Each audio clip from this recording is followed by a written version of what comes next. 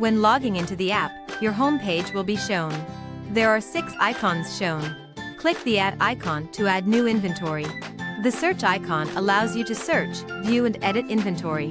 Orders lets you manage the orders customers have placed. Profile takes you to your setting page. Share will send a link to your catalog to anyone in seconds.